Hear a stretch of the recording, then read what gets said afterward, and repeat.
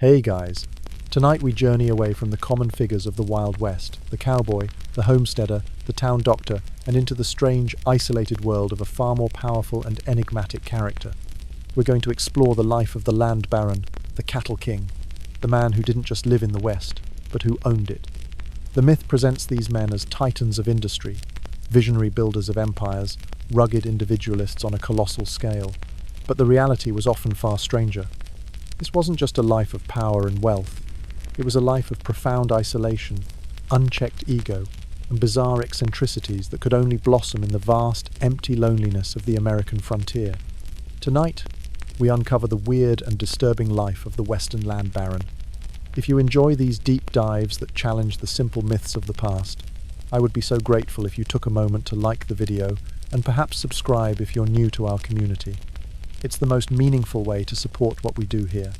As always, I love to see the global community we've built, so please drop a comment below and let me know where you're listening from and what time it is for you.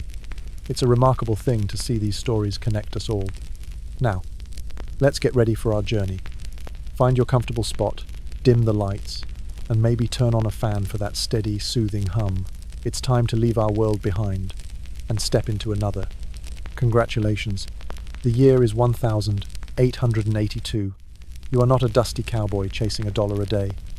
You are not a hopeful settler with a small claim and a dream. You have transcended all that. Through ambition, ruthlessness, and a series of transactions of questionable legality, you have become a king. Your kingdom is a sprawling empire of grass, dust, and sky in the heart of the American West.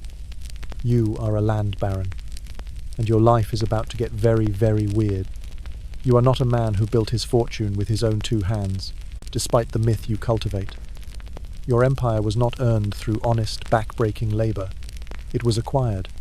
Your story is one of strategy, of opportunism, and of a moral flexibility that would make a saint weep. You did not arrive in the West with nothing but a dream. You arrived with capital. Perhaps it was an inheritance from a wealthy family back east, or profits from a shrewd wartime investment during the Civil War. While others saw the West as a place for a new start, you saw it as a place for a hostile takeover. Land was the prize, and you understood that it was a game played not with plows, but with paper.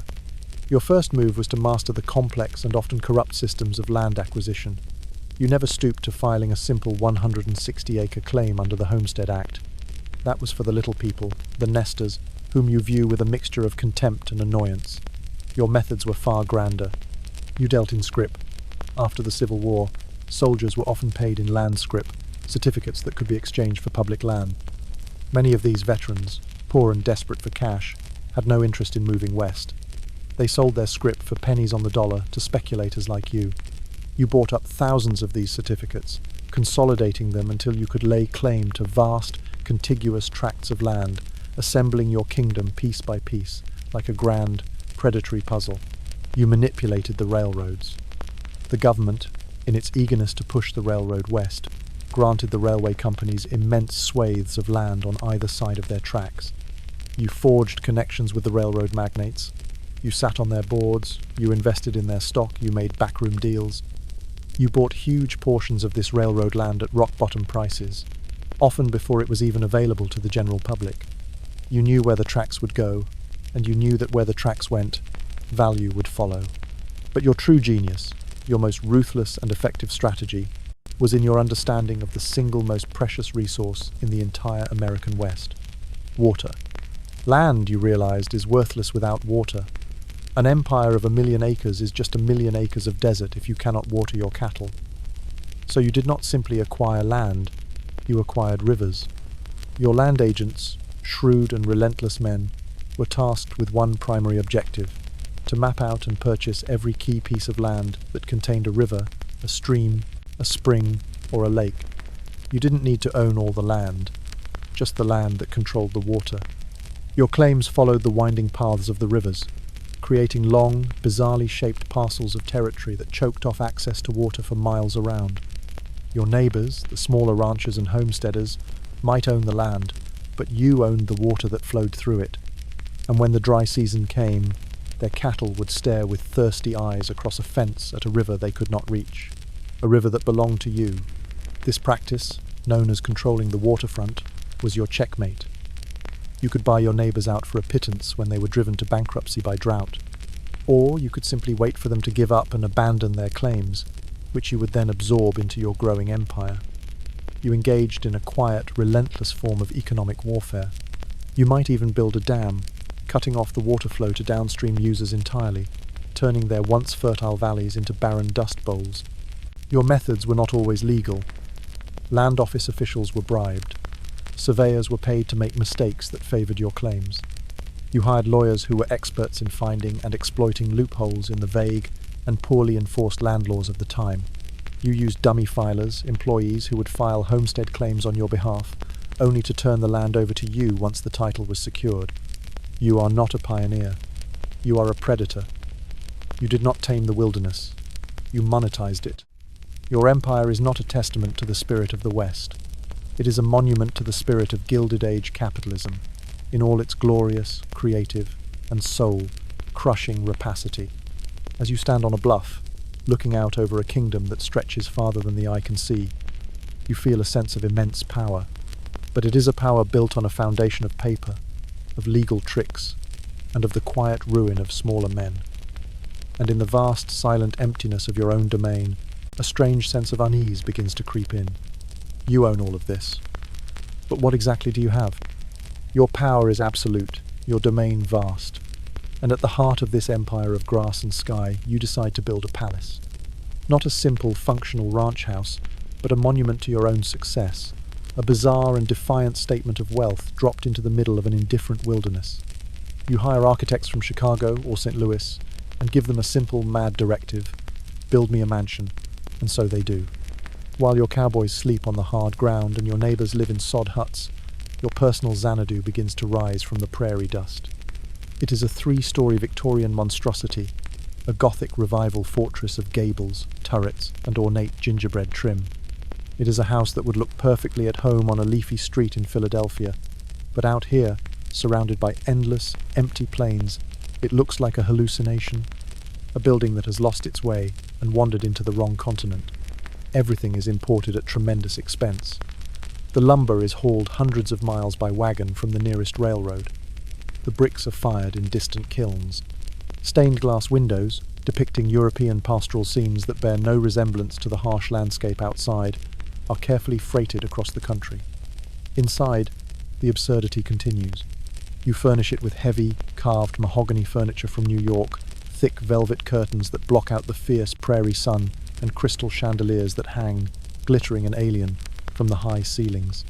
You insist on a grand ballroom with a polished hardwood floor, even though there is no one to host a ball for, save for your terrified house staff and a few sycophantic business associates. You build a formal dining room that can seat 40, though you usually eat alone or with your silent, unhappy family. You demand a library and fill its shelves with leather-bound volumes of classic literature that you never read, their pages remaining crisp and unopened, collecting a fine layer of dust. A grand piano, the ultimate symbol of civilized refinement, is your crowning achievement. It is a Herculean undertaking to transport it here. It is hauled by a team of 20 oxen, carefully navigated across rivers and plains, and finally installed in your parlor. It is a beautiful, magnificent instrument, and no one in your entire county knows how to play it. It sits there in the corner, a silent, gleaming monument to your ambition and your profound isolation, its keys untouched, its purpose unfulfilled. Your life inside this palace is a study in contradiction. You are surrounded by the trappings of immense luxury, yet you live a life of profound discomfort. The house is impossible to heat in the brutal winters.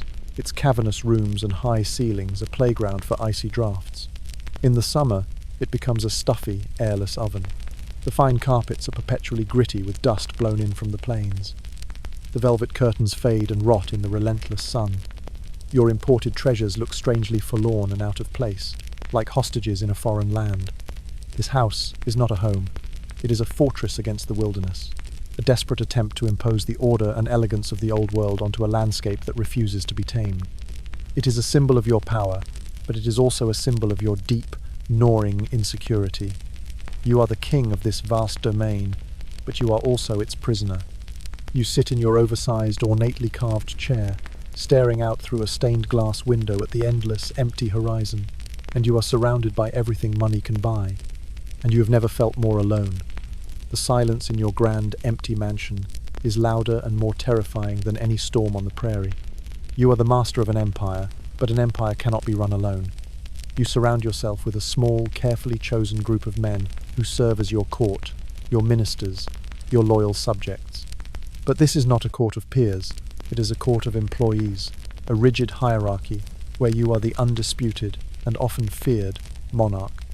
At your right hand is your foreman or ranch superintendent. He is your prime minister, your enforcer, the man who translates your grand ambitions into the practical, brutal work of the ranch. He is often as tough and ruthless as you are, but his loyalty is absolute. He is the one who hires and fires the cowboys, who manages the roundups, who carries out your orders without question. Your relationship is one of professional respect, but not friendship. He knows his place. He is your instrument. You pay him well, and in return, he ensures that your will is done, whether it involves managing a herd of 10,000 cattle or running a family of homesteaders off a piece of land you desire. Then there are the bookkeepers and clerks who work in your ranch office. They are often pale, quiet men from back east, skilled with ledgers and numbers but utterly out of place in the rugged West. They are your sycophants. They laugh at your jokes, they praise your business acumen, they never contradict you. They live in a state of constant low-grade fear, knowing that their livelihood depends on your good humour. You watch them, and you see your own power reflected in their nervous deference.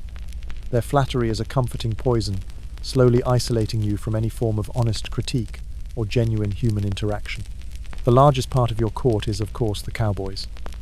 They are the serfs of your feudal kingdom.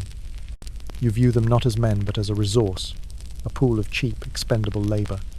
They live in a rough, communal bunkhouse, a world away from the isolated splendour of your mansion. You rarely interact with them directly. You issue your orders through your foreman. To them you are a distant, almost mythical figure, the old man, a source of power and paychecks, but not a person. They both resent and fear you. They resent the vast, unbridgeable gulf between your life of luxury and their life of hardship. They know that their back-breaking labour is what creates your immense wealth. But they also fear your power. You can fire them on a whim, leaving them stranded and penniless 1,000 miles from home. You can blacklist them, ensuring they will never find work on another ranch in the territory. They do their work, they take their pay, and they keep their opinions to themselves. The cowboy code of not complaining is as much about self-preservation as it is about stoicism. This power dynamic has a profound effect on your psychology. You are surrounded by people, yet you have no equals. You have no one to challenge you, no one to offer a dissenting opinion, no one to treat you as just another man. Everyone you interact with either works for you or wants something from you. This breeds a dangerous combination of arrogance and paranoia. You become convinced of your own infallibility, your own superior judgment. At the same time, you are constantly suspicious. Is the foreman skimming profits? Are the cowboys stealing cattle? Is that quiet bookkeeper secretly working for your rivals? You trust no one. Your interactions with the outside world are similarly skewed. When local politicians or businessmen come to visit, they do not come as equals. They come to ask for favours, for loans, for your political support. They are supplicants at your court. You become a political puppeteer, pulling the strings of the territorial government from the isolation of your ranch. You can make or break a man's career with a single, quiet word. This absolute power and profound isolation create a strange, distorted reality. You are the king of a kingdom of your own making, but your subjects are your employees. Your castle is an empty mansion, and your only real conversations are with yourself. You are the most powerful man for 500 miles in any direction, and you are also the loneliest. The silence of your court is a breeding ground for eccentricity, for obsession, and for a creeping megalomania that will begin to shape not just your life, but the very landscape around you. Absolute power, combined with profound isolation and near-infinite resources, creates a fertile ground for obsession. As the ruler of your own private universe, you are untethered from the normal constraints of society. There is no one to tell you that your ideas are impractical, insane, or a colossal waste of money. And so, your ego, unchecked and unchallenged, begins to manifest in a series of bizarre, grandiose, and often spectacularly failed projects. Your kingdom becomes a laboratory for your weirdest whims. You might become obsessed with bloodlines. Not your own, but those of your cattle. You are not content to raise the common, hardy longhorns. You decide you will create a new, superior breed of cattle. You spend a fortune importing prize-winning Hereford or Angus bulls from England, shipping them across the ocean, and then overland by train and wagon to your remote ranch. You build them special, climate-controlled barns, a level of luxury your own cowboys can only dream of. You envision a future where your name is synonymous with the finest beef in America, but your expensive, pampered bulls are ill-suited to the harsh realities of the West. They struggle with the heat, they are vulnerable to local diseases, and they lack the instincts of the semi-wild longhorns. Your grand eugenics experiment often ends in failure, with your prize bulls succumbing to tick fever or a rattlesnake bite, a fortune lost to the indifference of the prairie. Or perhaps your obsession turns to exotic animals. You read a book about the deserts of Arabia and become convinced that camels are the future of transportation in the American West. You ignore the fact that the US Army already tried and failed with its Camel Corps before the Civil War. You believe you can succeed where they did not. You arrange for the importation of a herd of dromedaries, much to the confusion and terror of your cowboys. These strange, lurching, spitting creatures arrive, and chaos ensues. They spook the horses, who have never seen anything like them. They are ill-tempered and difficult to handle. Their soft feet, perfect for sand, are torn to shreds by the rocky terrain. The project is a disaster, a source of ridicule throughout the territory.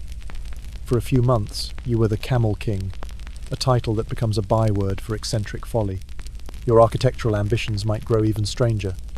Not content with your Victorian mansion, you decide you need a castle. A real, medieval-style Scottish castle, complete with turrets, battlements, and a moat. You hire stonemasons from the old country and set them to work, building this monument to a non-existent feudal past in the middle of the Texas Panhandle. The local sandstone is the wrong color, the moat is impossible to fill in the arid climate, and there are no dragons to slay or rival lords to defend against. Your castle becomes a bizarre, lonely folly, a testament to an ego that has become completely detached from reality. Your cowboys whisper that the old man has finally gone mad. You might decide to conquer nature itself. You look at your dry, brown landscape and envision an oasis. You embark on a massive, ruinously expensive project to build an artificial lake. You hire engineers and hundreds of laborers to construct a huge earthen dam, diverting the course of a river to create your own private body of water. You stock it with fish imported from back east. You build a fancy boathouse and import elegant rowboats. You have created a miracle, a jewel of blue in a world of brown. And then, the reality of the West asserts itself. The relentless sun causes massive evaporation. The seasonal river you dammed runs dry in the summer. Your beautiful lake slowly shrinks, becoming a stagnant, muddy, alkali-poisoned swamp. The imported fish floating belly up, a testament to the hubris of a man who thought he could command the rain.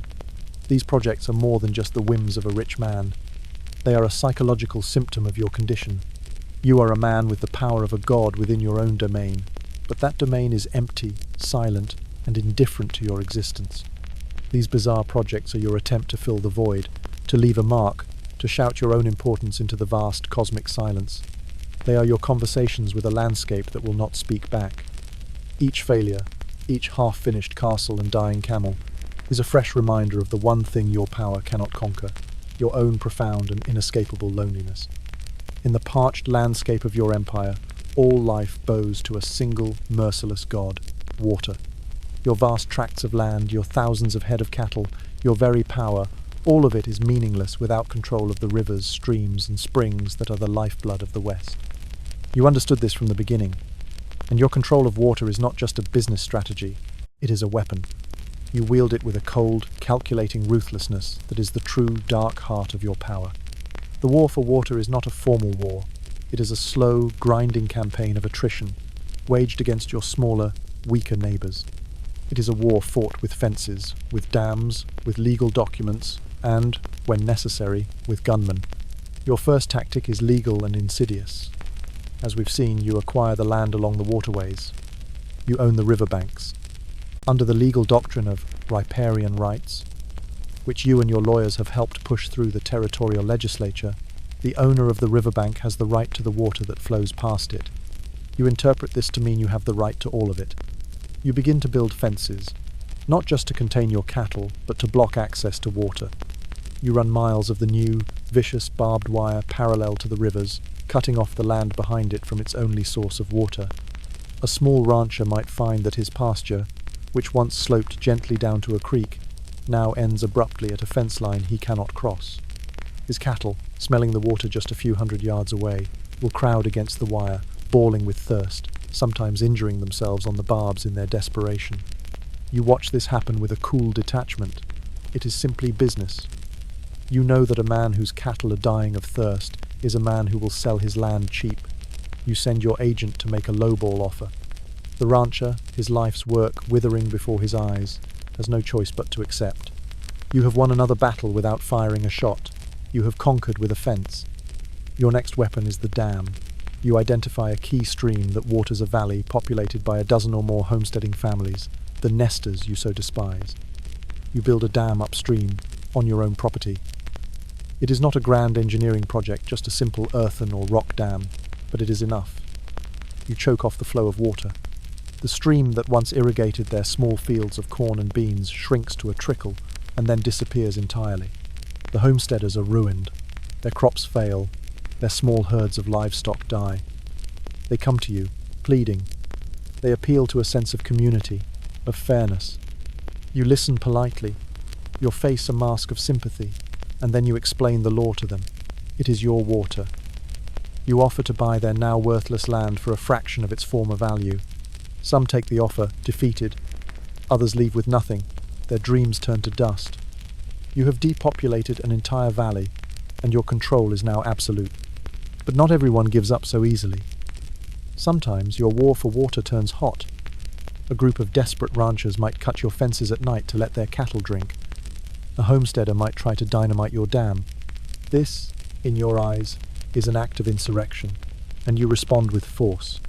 You do not rely on the local sheriff, who is likely already in your pocket, but is constrained by the niceties of the law. You employ your own private army. They are called range detectives, or regulators, but they are in reality hired gunmen. They are often tough, morally ambiguous men, wanted in other territories, who are loyal to nothing but your payroll. You dispatch these men to patrol your fences and guard your dams. They are authorized to use whatever force is necessary. A fence cutter might be found shot, the official story being that he was mistaken for a rustler. A homesteader who protests too loudly might be beaten and intimidated into silence. These small, brutal acts of violence send a clear message throughout the territory. The water belongs to the Baron, and to challenge him is to risk your life. This creates a climate of fear and simmering resentment. You are not a respected community leader. You are a tyrant. You are the man who starves cattle and ruins families. You might hear whispers of a range war brewing, of smaller ranchers banding together to fight back. This adds to your paranoia. You build your mansion like a fortress. You rarely ride out alone. You trust no one. The war for water is the ugliest manifestation of your power. It is a war that poisons your relationship with every person who is not on your payroll. It isolates you completely, turning your empire into a besieged kingdom. As you look out over your domain, over the green, irrigated fields of your home ranch and the vast, dry rangeland beyond, you know that your prosperity is built on the thirst of others. The water that flows through your land is not just water, it is power, it is control, and it is the source of a deep, abiding hatred that will follow your name for generations. You have done it. You have conquered a piece of the world, bent it to your will, and stamped your name upon it. Your kingdom is measured in square miles, your wealth in the endless hoofbeats of your cattle. You have built a mansion that rises from the prairie like a monument to your own ego, a dynasty to carry your name into the next century. But a dynasty is not built of land and livestock alone. It requires people. It requires a family. And your family, standing in the cold shadow of your success, is the most tragic and bizarre exhibit in the private museum of your life. They are not partners in your triumph. They are its prisoners. They are the inhabitants of your gilded cage, adorned with the finest silks and jewels, fed from the best porcelain, and yet starving for the very things your great fortune cannot buy. Theirs is a life of immense material wealth, and a profound, soul-shattering spiritual poverty, the queen of dust and silence, Let's begin with your wife.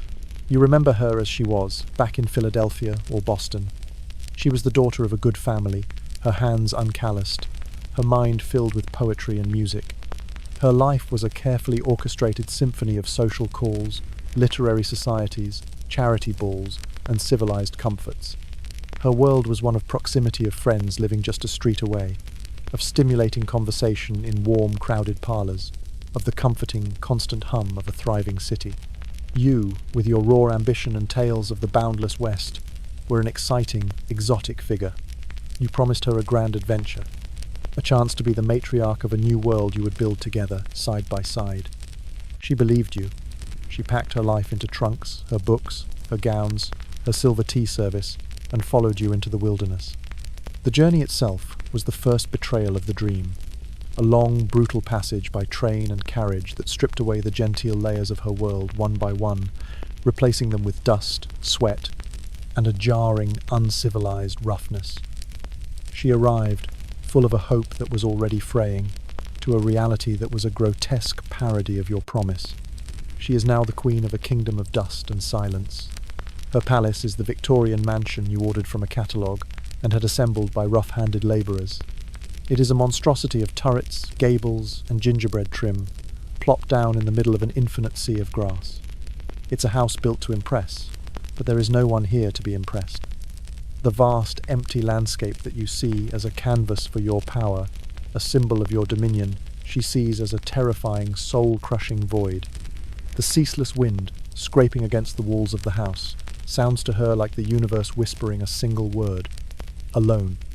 She tries, at first, with a heartbreaking fortitude, to replicate the life she lost. She is a curator of a museum no one visits.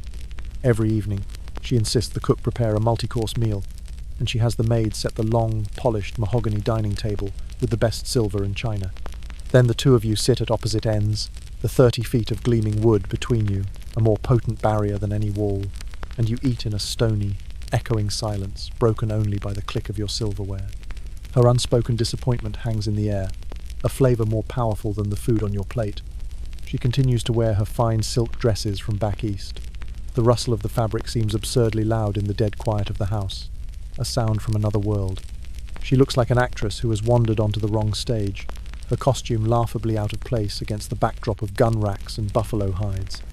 She attempts to cultivate a garden, a desperate effort to carve out a small patch of civilized Eastern beauty.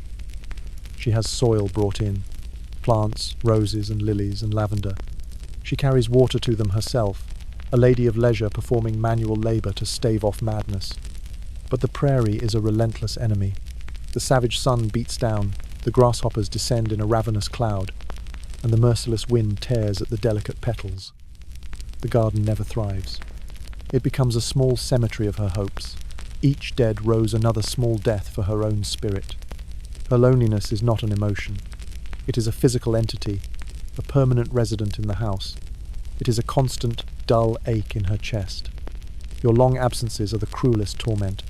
You are gone for weeks, sometimes months at a time, riding the boundaries of your empire, travelling to Chicago or San Francisco on business, living a life of purpose and motion.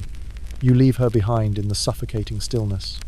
Her only companions are the hired staff, the maids, the cook who look at her with a mixture of pity and deferential fear. They are your employees. They are not her friends. Real conversation is impossible.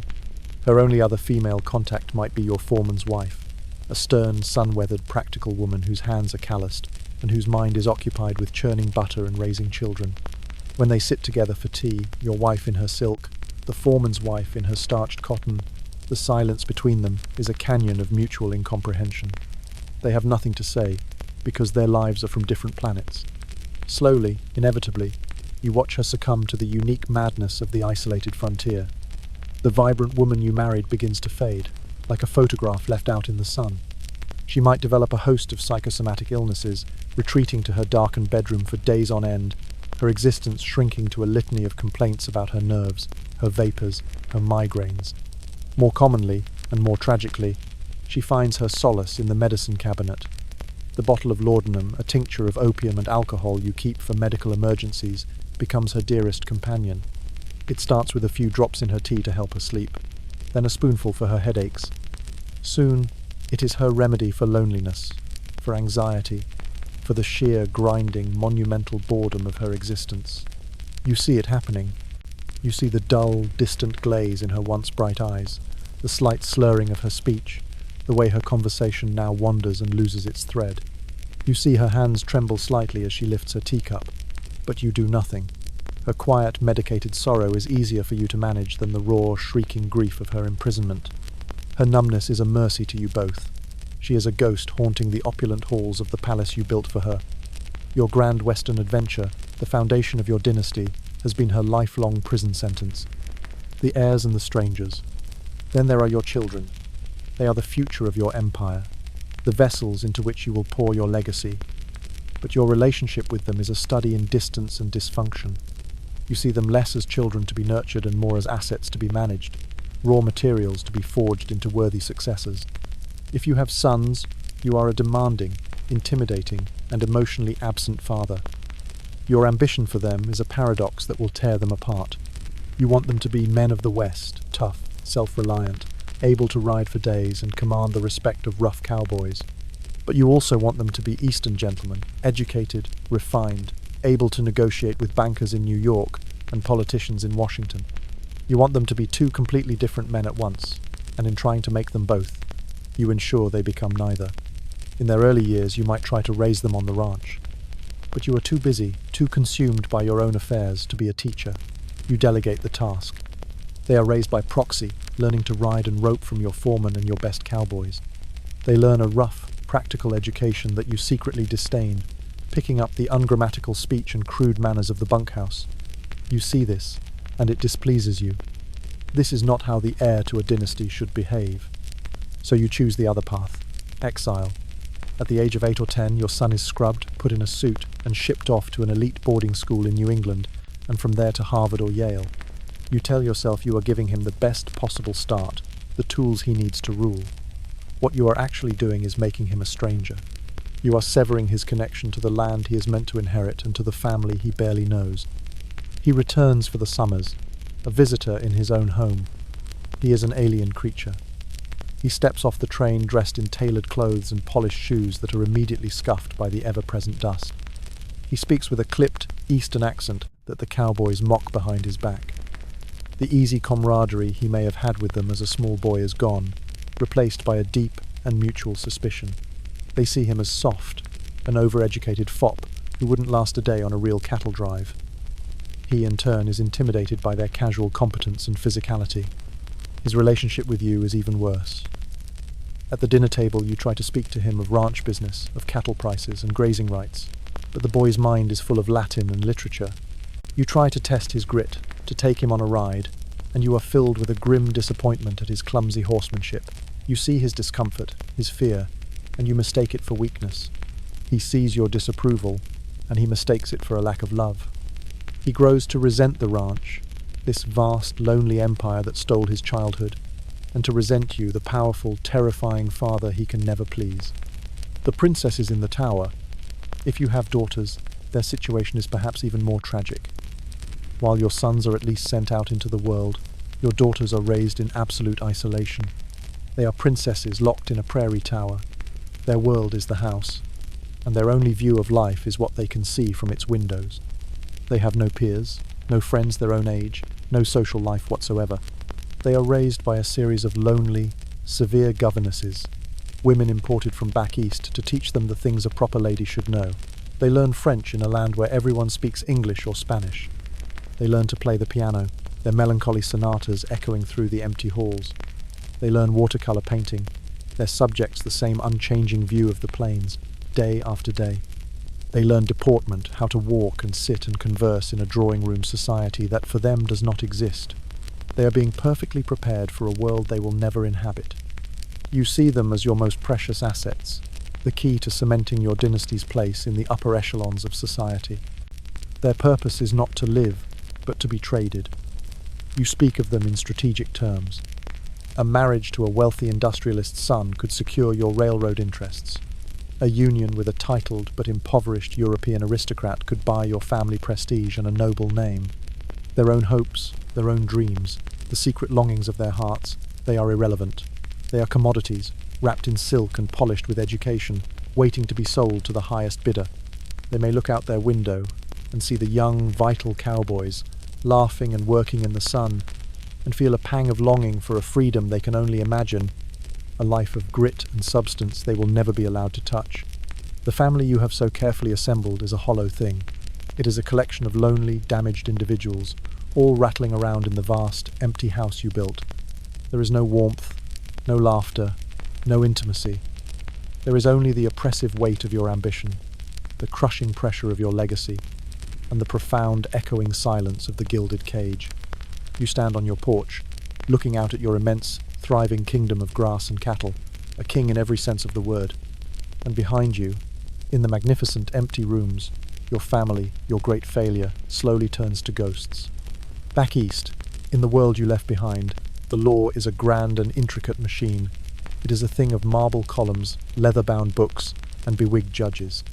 It is a complex ecosystem of appellate courts, federal statutes, and metropolitan police forces, a power that exists, at least in theory, separate from and above even the wealthiest of men. It is an institution. But out here, in the vast, sun-bleached kingdom you have carved from the prairie, the law is a much simpler, more primitive thing. It is not an institution. It is an instrument. It is a tool, like a branding iron or a spade, to be picked up when needed and used to serve your purpose. You do not merely operate within the law. You do not simply influence it. In every way that matters, you are the law. The intricate machine of civilized justice has been replaced by a simple, brutal equation. Your will equals order, and in this desolate expanse, you have become a god of your own making, dispensing judgment from a throne built of land, cattle, and fear. The tamed lawman. The official instruments of law and order in the territory are, on paper, independent. There is a county sheriff, a man with a tin star pinned to his vest. There is a local judge who presides over a dusty courtroom. There are territorial legislators who meet in the distant capital to draft statutes. To an outsider, it all looks like a functioning replica of American civil society. But this is a facade, a Potemkin village of justice, and you are the man behind the curtain. These officials are not your masters, they are your employees, whether they have the courage to admit it to themselves or not. Consider the county sheriff. He is a practical man, not an idealist. He likely ran for office on a platform of taming the frontier, but he quickly learned that the true frontier is the boundary of your ranch, and taming it means keeping you happy. How could it be otherwise? His election campaign was quietly financed by a generous donation from your business manager. The county's entire tax base, the very money that pays his meager salary, is derived almost entirely from the value of your land and your herds. To oppose you would be to bite the hand that feeds not just him, but the entire county. So, a silent, unspoken understanding exists between you. He knows his place. His job is not to enforce the law impartially, but to manage the peace in a way that benefits your interests. Imagine the scene. One of your cowboys, a man known for his quick temper and skill with a six-gun, gets drunk in the town saloon. An argument breaks out with a granger or a drifter. Shouts escalate to shoves, and then, in a blur of motion, your man draws and fires. The drifter lies dead on the sawdust-covered floor. The sheriff is summoned. He walks into the tense, smoke-filled room. He sees your man, stone-faced and sober now. He sees the fearful faces of the other patrons. He knows who the dead man is, no one of importance. He knows who the killer is, one of your men, a vital part of your operation. His investigation is a masterpiece of deliberate incompetence. He takes a few cursory statements. The witnesses, feeling the weight of your shadow over the whole town, will recall that the drifter made a threatening move, that he was reaching for something. It was self-defense, they'll murmur. The sheriff nods, scribbles in his notepad, and the official report confirms this version of events. Case closed. Your man is back on the ranch by morning, his value to you undiminished. Justice, for the dead man, is a forgotten inconvenience. Or picture the homesteader, his face a mask of despair, standing in the sheriff's office. He holds his hat in his trembling hands, explaining that during the night, 50 yards of his new barbed wire fence were cut and 100 head of your cattle were driven through his cornfield, trampling his entire crop, his family's food for the winter, into the dirt. The sheriff puts on a grave expression. He promises a full investigation. He might even ride out to the man's property and look at the hoofprints. But he asks no hard questions. He interviews none of your cowboys. His final report will state that the fence was likely cut by unknown vandals, the case impossible to solve. The homesteader is left with nothing but the bitter knowledge that the law has no power here. Or rather, that it has been harnessed by a greater power. The sheriff keeps the peace in town, but the law, true law, stops at your property line. The captured courthouse. The judicial system is just as pliable. You understand that true control comes not from a single sheriff, but from owning the entire process. You ensure, through your political connections in the territorial capital, that men friendly to your interests are appointed to the bench. A judge owes his position to the political machine you help fund, and he is keenly aware of it. But the real weapon in the courtroom is your wealth. You can afford the best lawyers in the territory, and even bring in high-powered legal guns from Chicago or Denver if need be. These are not simple country lawyers. They are men in fine suits who understand that the law is a labyrinth, and they are masters of navigating its corridors to their client's advantage. They can wield procedural delays, motions to dismiss, and endless appeals like bludgeons. Let's revisit the small rancher, your neighbor, who dares to sue you over water rights, claiming your new dam has illegally cut off the creek that flows to his land. He is a man of principle and grit, and he believes in the fairness of the American legal system. He hires a local lawyer and files his suit. This is where your machine grinds him down. Your lawyers immediately file a dozen complex motions, challenging the court's jurisdiction, questioning the validity of his land survey, demanding depositions from experts he cannot afford to hire. The court date is set, then delayed, and delayed again. Each delay costs the rancher money he doesn't have. He has to travel to the county seat, stay in a hotel, and pay his own lawyer's fees, all while his cattle are thirsty and his finances are bleeding out. Months, then years go by. You are unconcerned. The legal costs that are bankrupting him are a rounding error in your accounts. Finally, his day in court arrives. He stands, gaunt and weary, before the judge you helped appoint. He listens as your smooth-talking lawyer from Denver presents a technically brilliant but morally bankrupt argument. The judge, barely looking up from his papers, rules against him on a fine point of territorial water law. The rancher is defeated, not by justice, but by a relentless war of attrition. He will be forced to sell his land likely to you, at a fraction of its value, and move on. The courthouse, that supposed bastion of liberty, has been successfully weaponized to crush your competition, the men who wear your brand. This manipulation of the official system is your shield, but your sword is another matter entirely. Your true power, the raw and immediate enforcement of your will, lies with your private police force. You give them respectable names, of course. They are your range detectives, your stock inspectors, your regulators, but everyone knows what they are: gunmen. They are a hand-picked crew, a Praetorian guard for your prairie roam. They are men you've recruited for their toughness, their experience, and most importantly, their notable skill with a Colt pistol and a Winchester rifle. Many have shady pasts, ex-soldiers from the Civil War who found they had a taste for violence, former lawmen who found the pay too low, even former outlaws who understood that working for you offered more security and better pay than robbing stages. They are fiercely, pragmatically loyal. You pay them 2 or 3 times what a top hand earns. You provide them with the best horses and weapons, and you ask absolutely no questions about their methods. Their only directive is to protect your property and enforce your law. They patrol your vast domain in pairs or small groups, a constant, menacing presence. They are the living embodiment of your authority. Their primary, official job is to combat rustling. When they catch a man in the act of altering a brand or driving your cattle, there is no consideration of arresting him and hauling him to the county seat for a trial. A trial is a public spectacle, uncertain and messy. Your justice is private, certain and clean. The rustler is disarmed, his hands tied. He is put on a horse, a rope is slung over the limb of a sturdy cottonwood tree, and a noose is fitted around his neck. There is no speech, no final prayer.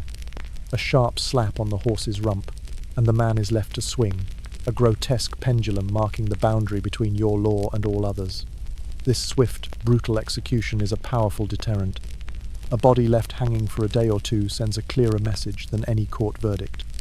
But the definition of a rustler is dangerously flexible. and it is a definition you alone provide.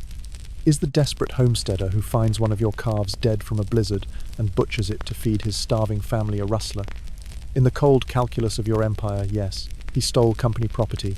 Is the small rancher whose brand, the Rail R, happens to look confusingly similar to your Box B, a rustler?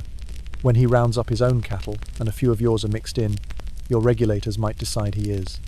The line between protecting your property and systematically terrorizing your neighbors into submission is a blurry one, and your men walk it with heavy boots and loaded guns. The doctrine of the range war. There are times when this private enforcement is not enough.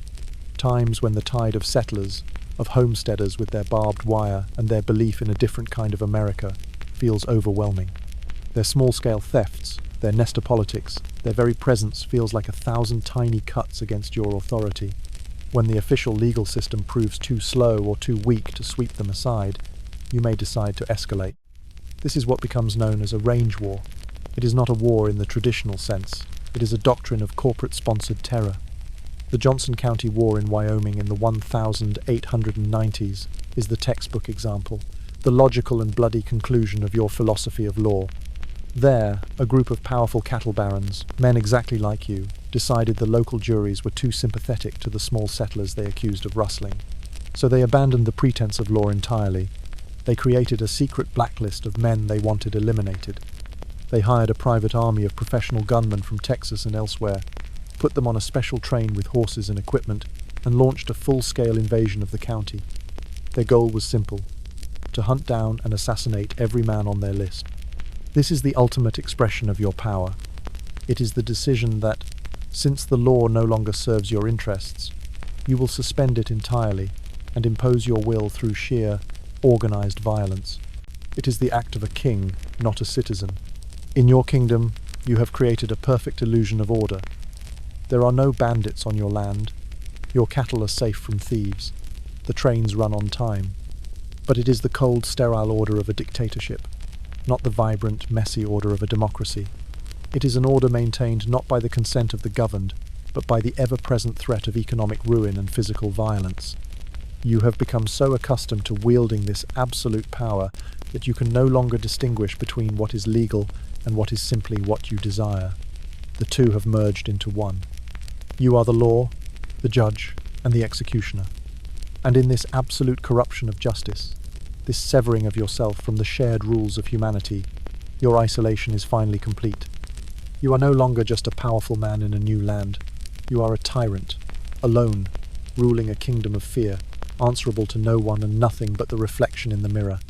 Your kingdom is built on land that feels ancient and empty, but you know it is not. It is a land that is haunted, not by supernatural ghosts, but by the very real ghosts of those who came before you. The silence of the plains is a recent phenomenon. Only a generation ago, this land was home to vast, thundering herds of buffalo and the Native American tribes who depended on them. Their absence is a palpable presence, a quiet, unsettling hum beneath the surface of your daily life. You are a man of your time, and you likely share the prevailing views of your era. You see the removal of the native tribes and the extermination of the buffalo as a necessary, inevitable step in the march of progress and civilization. It was the clearing of the wilderness to make way for a superior way of life, your way of life. And yet, you cannot completely escape the traces of the world you have replaced. While riding across your vast pastures, your horse's hooves might turn up a flint arrowhead, a piece of a clay pot, or a small carved bone tool. You might find circles of stones on a high bluff, the remains of an old campsite or a place of ceremony, their meaning lost to you. These small scattered artifacts are like whispers from a silenced world. They are reminders that your empire is built on the ruins of another. This creates a strange and contradictory impulse in you. On one hand, you are the agent of this erasure. On the other, you might become a collector, a connoisseur of the very culture your arrival has helped to destroy. In your grand, lonely mansion, you might have a trophy room, but instead of hunting trophies, it is filled with Native American artifacts. You display intricately beaded moccasins, eagle-feathered war bonnets, painted buffalo robes, and ceremonial pipes. You acquire these items from traders, from soldiers, or by digging up old burial sites you find on your property. You see them as objects of curiosity, of exotic beauty. symbols of a vanquished, romantic past. You show them off to your rare visitors from the East, pontificating about the savage nobility of the people who made them. There is a profound, disturbing irony in this. You are presiding over the destruction of a people while simultaneously collecting their sacred objects as decorative curiosities. You admire the artistry of a war bonnet without understanding the spiritual significance of every feather.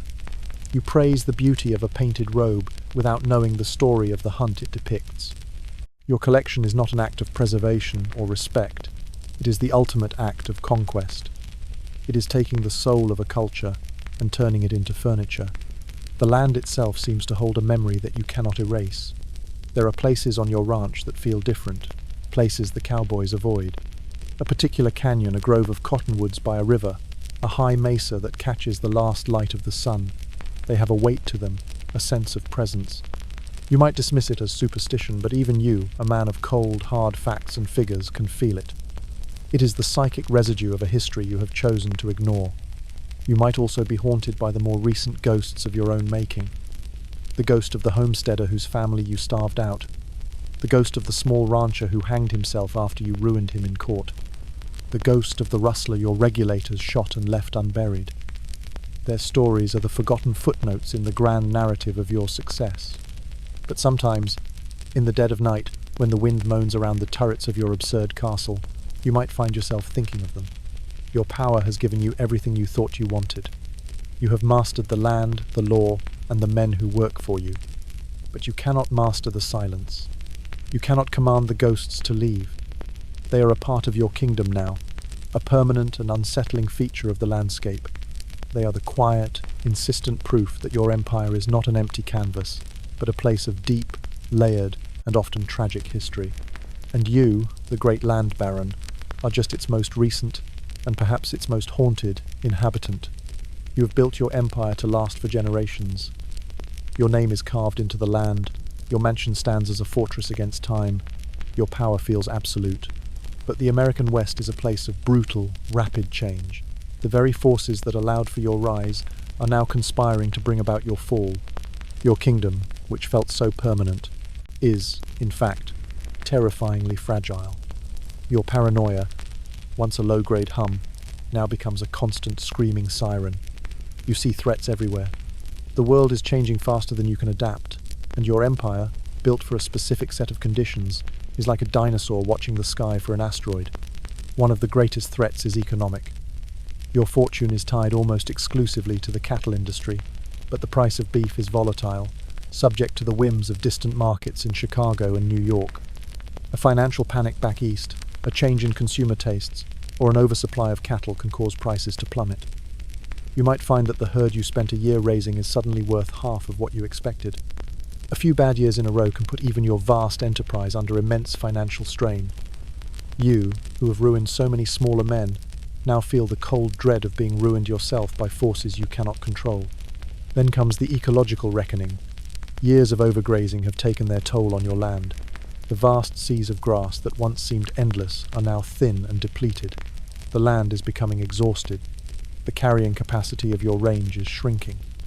This is a slow, creeping disaster that you can see but cannot easily fix. Your business model was based on expansion, on taking more, but now there is no more to take.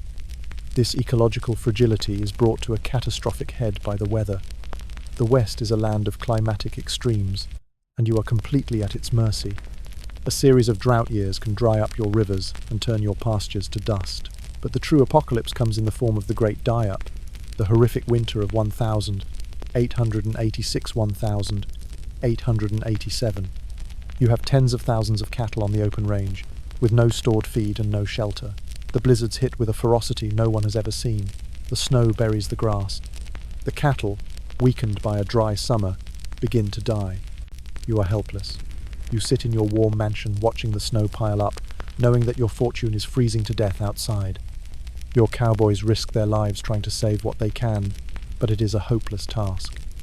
When the spring thaw comes, the scale of the disaster is revealed. The landscape is a graveyard. Your herds are gone.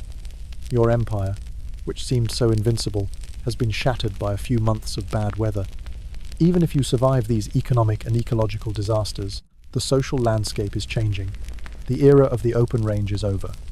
The nesters and small ranchers, whom you once crushed with ease, are now too numerous. They have political power. They elect their own sheriffs, their own legislators. They pass laws that favor farming over open-range ranching, laws that enforce public access to water, laws that challenge your dominance. The territory is becoming a state, and the rough, informal power you once wielded is being replaced by a more robust and impartial rule of law. The world is closing in. The very isolation that allowed for your strange kingdom to flourish is disappearing. The railroad brings more people, more ideas, more scrutiny. The era of the feudal lord is ending. You are now just another wealthy businessman, a big fish in a rapidly growing pond, no longer the leviathan of a private ocean. Your decline might be slow, a gradual erosion of wealth and influence. Or it might be swift, a catastrophic collapse brought on by a bad winter or a market crash. You become a bitter, angry old man, railing against the changing times from the echoing halls of your ridiculous mansion. You blame the government, the homesteaders, the railroads, everyone but yourself. You cannot accept that the world has simply moved on. Your children, educated back east, often have no interest in taking over the crumbling empire.